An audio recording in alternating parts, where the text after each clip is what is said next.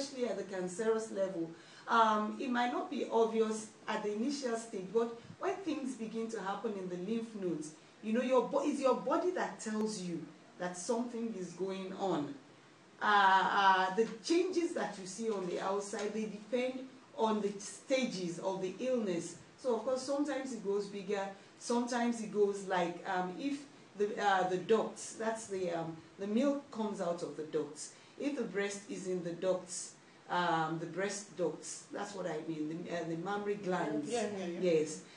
Sometimes you might find out that within the breast tissue, inside the ducts, you begin to feel like something is pulling within the breast. Yeah. And that actually is what eventually causes the dimpling. You know what I mean by dimple to the women out there. Some of us have dimples in our face. You know, when we smile, it's like a part of it goes in. Yeah. That's what actually you see on the breast. Wow. And of course, in worst cases, you might actually have an ulcer. You might have like a wound. Some people, the nipples are itchy. Yeah. You know, these are all some of the signs, but they are overt signs. Sometimes it's nothing really, really extreme like that. Sometimes it's just a little feeling of heaviness. Just pay attention to this information is very, very important because the migrant women are not so used to going and checking all of those things. They are not just used, so they put up with everything until it becomes very late. Do you understand? Yeah. So we are not. Yes, leader, you want to say something? Yes, please. Yes, please. It is well. It is very important that people get used to this body check. Yeah? That you think it's natural. Yeah. And you have to look and you have to feel. Yes. And looking is very important. So you are in front of the mirror and you look at yourself and you say, you have a look whether there are some changes. I believe this is another aspect that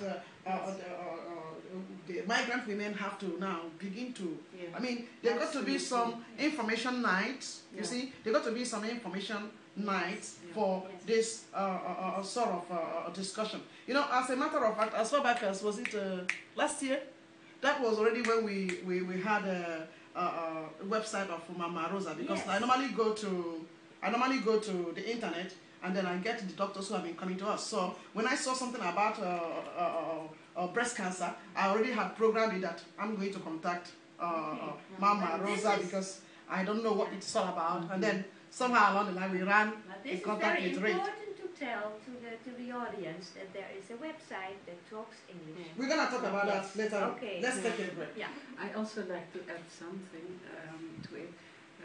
Before you are 50 years old, then of course you have to know your breasts very well, but also afterwards. But then you will have, when living in the Netherlands, or living in all other countries, from the age of 50 years on, you can go to a screening to detect breast cancer. Yeah.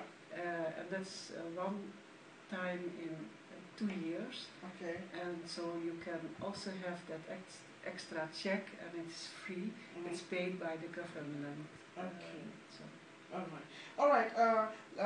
Listeners out there, we are taking a short break now, but feel free to call us on 023-681-968, or if you are not getting us, you can call on 0684-606550 because the machines are pretty new, so we are looking for a way to connect with the telephone. So sometimes we hear some of you say that you've been calling, you cannot reach us on this number because it is engaged. We ourselves are still trying to adopt this new machine that has been just implanted here. But in case you cannot get us on the landline, please feel free to call us on 0684606550.